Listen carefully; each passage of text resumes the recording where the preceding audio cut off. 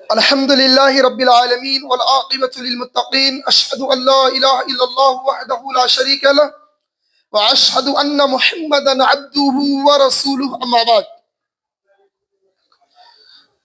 وعن أبي نجيع على البرز بن سارية رضي الله عنه قال وعزنا رسول الله صلى الله عليه وسلم موعظة بالغة وجلت منها القلوب وغرقت منها العيون فقلنا يا رسول الله صلى الله عليه وسلم كأنها موعظة موعدها فأوصينا قال أوصيكم بالتقوى الله والسمع والطاعة وإن تأمر عليكم عبدا حبشيا وإنه من يعش منكم فسيرى اختلافا كثيرا فعليكم بسنتي وسنة الخلفاء الراشدين المهديين عزوا عليها بالنواجذ وإياكم محدثات الأمور فإن كل بدعة ضلالة رواه ابو داؤد والترمذی قال هذا حدیث حسن صحیح۔ ناظرین، ایک روایت ہے جسے ابو داؤد نے کے اندر یہ روایت کتاب السنہ کے اندر موجود ہے۔ راوی حدیث ابو نجیع عرباز بن ساریہ رضی اللہ تعالیٰ عنہ ہے۔ ایک بہترین روایت ہے۔ اللہ کے رسول جناب محمد الرسول اللہ صلی اللہ علیہ وسلم بیان کرتے ہیں، کہتے ہیں کہ ایک مرتبہ صحابی رسول کہتے ہیں کہ ہمیں ایک مرتبہ رسول اللہ صلی اللہ علیہ وسلم نے نہایت مؤثر وعظ ارشاد فرمایا، یعنی بہت اہم نصیحت اللہ کے رسول نے ہمیں فرمایا جس سے دل ڈر گئے اور آنکھیں بہہ پڑی۔ ہم نے کہا یا رسول اللہ، یہ تو گویا آخری الوداعی کہنے والے کا وعظ ہے، آپ ہمیں وصیت فرما دیجئے۔ آپ نے فرمایا اوصیکم بالتقوی اللہ، میں تمہیں اللہ سے ڈرنے کی اور سمع اطاعت یعنی امیر کی بات سننے اور اس پر عمل کرنے کی وصیت کرتا ہوں۔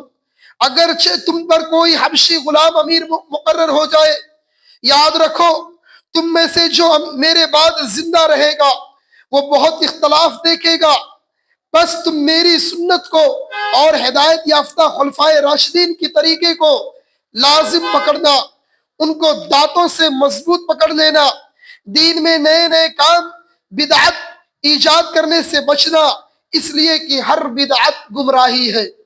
ناظرین، اس میں اللہ کے رسول صلی اللہ علیہ وسلم نے سب سے پہلی نصیحت جو آپ نے بیان کیا وہ تقوی کی نصیحت ہے کہ آدمی تقوی اختیار کرے، اللہ رب العالمین سے ڈر، اللہ رب العالمین کا خوف انسان کے دل میں ہونا چاہیے۔ جب ایک بندہ جس کے دل میں اللہ کا ڈر آ جاتا ہے، اللہ رب العالمین کا خوف آ جاتا ہے، تو وہ بندہ گناہوں سے حتی الامکان بچ جاتا ہے۔ لہذا سب سے پہلی نصیحت اللہ کے رسول کی کیا تھی؟ اللہ سے ڈرتے رہنا، اللہ رب العالمین سے خوف کھاتے رہنا۔ اس کے بعد آپ نے جو نصیحت کیا، آپ نے فرمایا کہ تم اپنے امیر کی اطاعت کرنا، یہاں تک کہ اگر ایک حبشی غلام بھی تمہارا امیر بنا دیا جائے۔ اس امیر سے مراد کون سا امیر؟ امیر سے مراد وہ امیر، چاہے وہ جماعت کے سطح کا امیر ہو، معاشرے کا امیر ہو، سوسائٹی کا امیر ہو، وہ امیر جب امیر اللہ اور اس کے رسول کے اطاعت حکم کرنے والا ہو، حکم اللہ اور اس کے رسول کے حکم کے مطابق فیصلہ کرنے والا ہو، ذاتی مفاد اپنے اندر نہ رکھتا ہو، اللہ اور اس کے رسول کا ڈر اس کے دل کے اندر بیٹھا ہوا ہو، اور وہ سنت رسول کی مخالفت کرنے والا نہ ہو۔ یعنی ہر معاملات میں جب بھی کوئی امیر فیصلہ کرے، اللہ اور اس کے رسول کا ڈر اس کے دل کے اندر ہونا چاہیے۔ بسا اوقات معاشرے اور سماج کے اندر جب لوگوں کو ذمہ داری دے دی جاتی ہے تو لوگ اس ذمہ داری کا غلط فائدہ اٹھاتے ہیں۔ بسا اوقات دیکھا جاتا ہے کہ اگر کسی گاؤں کا کسی کو سرپنچ بنا دیا جاتا ہے، کسی محلے کا کسی کو ٹھیکیدار وہ وصیت کر دی جاتی ہے، لوگ مل کر کسی ایک شخص کو اپنا رہبر بنا لیتے ہیں، تو وہ آدمی بسا اوقات ناانصافی کا کام کرتا ہے، وہ لوگوں کے ساتھ فراڈ کرتا ہے، دھوکہ کرتا ہے۔ اللہ کے نبی صلی اللہ علیہ وسلم نے کہا اسے اس کے حال پر چھوڑ دو، اگر اس نے اپنی رعایا کے ساتھ کسی طریقے سے دھوکہ بازی کیا ہوگا تو کل قیامت کے دن اللہ رب العالمین اس کی طرف نظر رحمت کر کے نہیں دیکھے گا۔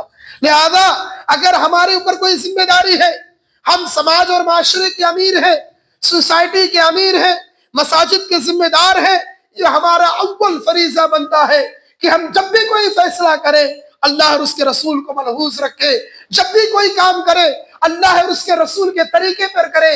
ایسا نہ ہو کہ ہمارا ذاتی معاملہ ہو، ہمارا ذاتی ایگو ہو، ہمارے معاشرے اور سماج کے اندر جو برائیاں ہیں، خاص طور سے یہ بہت اہم برائی پائی جاتی ہے۔ بسا اوقات یہ بھی ہوتا ہے کہ بیچارہ ایک امیر اچھا کام کرتا ہے تو لوگ اس کی مخالفت کرتے ہیں، یہ بھی نہیں ہونا چاہیے۔ اگر امیر اچھا کام کرے تو اس کی اتباع کرو، اس کی پیروی کرو، اس کے پیروی میں قدم سے قدم ملا کر چلو، لیکن کب؟ جب یہ امیر اللہ اور اس کے رسول کے طریقے پر لوگوں کو لے کے جائے، اگر اس کا پرسنل کچھ معاملہ نہ ہو۔ ورنہ یاد رکھنا اللہ کے رسول صلی اللہ علیہ وسلم نے کیا بیان کیا کہ تم یاد رکھو کہ میرے بعد تم بہت زیادہ اختلاف دیکھو گے، میرے بعد تم بہت زیادہ اختلاف دیکھو گے۔ آج حالات حاضرہ کے اعتبار سے مسلکی اختلافات دیکھ لیجئے، بدعات اور خرافات کا ایک عام رواج ہو چکا ہے۔ معاشرے کے اندر لوگ خرافات پہ خرافات کرتے جا رہے ہیں، بدعات پہ بدعات کرتے جا رہے ہیں۔ اللہ کے نبی صلی اللہ علیہ وسلم نے کہا تھا، اے لوگو، ایسے موقع پر خلفائے راشدین کی سنت کو دانتوں سے پکڑ لینا۔ اللہ کے رسول نے بہت پہلے وصیت کر دیا ناظرین۔ لہذا اس سے کیا پتا چلتا ہے کہ صحابہ کرام کا فہم جو تھا، صحابہ کرام کی سمجھ جو تھی، صحابہ کرام جس ڈگر پر چلتے تھے، ہمارے لیے لازم ہے کہ ہم اس ڈگر پر چلیں، ان کے فہم پر چلیں، ان کے سمجھ کے اعتبار سے چلیں۔ اپنا ذاتی اختلافات کو ختم کیا جائے معاشرے سے، ورنہ یاد رکھ لینا یہ اختلافات آدمی کو بدعت تک لے کے جاتا ہے۔ اور اللہ کے نبی نے کہا ہر بدعت گمراہی ہے، یعنی اللہ کے رسول نے 1650 سال پہلے آپ نے کہہ دیا تھا کہ لوگوں بدعت کا اور خرافات کا رواج ہوگا، لوگ معاشرے اور سماج کے اندر بدعتیں کریں گے۔ ایسے موقع پر تم میری سنت کو اپنے دانتوں سے لازم پکڑ لینا۔ لہذا اگر بدعت دیکھی جائے تو بدعت لینا۔ اللہ کے رسول نے بہت پہلے وصیت کر دیا ناظرین۔ لہذا اس سے کیا پتا چلتا ہے کہ صحابہ کرام کا فہم جو تھا، صحابہ کرام کی سمجھ جو تھی، صحابہ کرام جس ڈگر پر چلتے تھے، ہمارے لیے لازم ہے کہ ہم اس ڈگر پر چلیں، ان کے فہم پر چلیں، ان کے سمجھ کے اعتبار سے چلیں۔ اپنا ذاتی اختلافات کو ختم کیا جائے معاشرے سے، ورنہ یاد رکھ لینا یہ اختلافات آدمی کو بدعت تک لے کے جاتا ہے۔ اور اللہ کے نبی نے کہا ہر بدعت گمراہی ہے، یعنی اللہ کے رسول نے 1650 سال پہلے آپ نے کہہ دیا تھا کہ لوگوں بدعت کا اور خرافات کا رواج ہوگا، لوگ معاشرے اور سماج کے اندر بدعتیں کریں گے۔ ایسے موقع پر تم میری سنت کو اپنے دانتوں سے لازم پکڑ لینا۔ لہذا اگر بدعت دیکھی جائے تو بدعت کو رد کیا جائے، بدعت کو ختم کیا جائے۔ اگر ہمارے گھر کے اندر بدعت ہو رہا ہے تو یہ اول فریضہ بنتا ہے کہ ہم اپنے گھر سے بدعت کو ختم کریں، اپنے سماج سے بدعت کو ختم کریں، خود بدعت سے نکلنے کی کوشش کریں۔ یہ کب ہوگا؟ جب ہم اللہ کے رسول کو فالو کریں گے، سنت رسول اللہ اور اس کے رسول کے طریقے پر چلیں گے، صحابہ کے طریقے پہ چلیں گے۔ لہذا ناظرین آج کا درس کا جو خلاصہ کلام وہ ہے، یہ ہے کہ کثرت اختلاف اس بات کی دلیل نہیں ہے کہ وہ حق پر ہے۔ کثرت اختلاف، زیادہ اختلاف کرنا، زیادہ اختلاف میں ملوث ہونا یا زیادہ تر بدعات کی تعداد بڑھ جانا اس بات کی دلیل نہیں ہے کہ وہ حق پر ہے۔ حق پر وہی قوم، حق پر وہی جماعت ہے جو اللہ اور اس کے رسول کے طریقے پر ہے، حق پر وہی جماعت ہے جو صحابہ کے طریقے پہ ہے۔ لہذا بدعات کو رد کیا جائے گا، نبی کی سیرت پر عمل کیا جائے گا، نبی کے طریقے پر عمل کیا جائے گا، اللہ کے فرامین پر عمل کیا جائے گا، صحابہ کے طرز پر عمل کیا جائے گا۔ اللہ رب العزت سے دعا ہے کہ اے بار الہ ہم سب کو اپنے امیر کی، جب تک ہمارا امیر اللہ اور اس کے رسول کے طریقے پہ چلے، ہمیں اپنے امیر کی اتباع کرنے کی توفیق عطا فرما۔ اے رب العالمین ہمارے درمیان جو اختلافات ہیں، جو بدعات ہیں، جو خرافات ہیں، اے اللہ ان بدعاتوں، ان خرافاتوں کو اے رب العالمین ہمیں اس کا بائیکاٹ کرنے اور اس کو ختم کرنے کی توفیق عطا فرما۔ اے رب العالمین ہمیں تیرا ڈر اور تیرا خوف ہمارے دلوں کے اندر راسخ فرما۔ اے اللہ آخری دم تک رب العالمین تیری سنت پر چلنے کی توفیق عطا فرما۔ اے اللہ جب بھی ہماری سانس نکلے رب العالمین آخری سانس توحید پر ثابت قدم رکھنا، اتباع سنت پر ثابت قدم رکھنا۔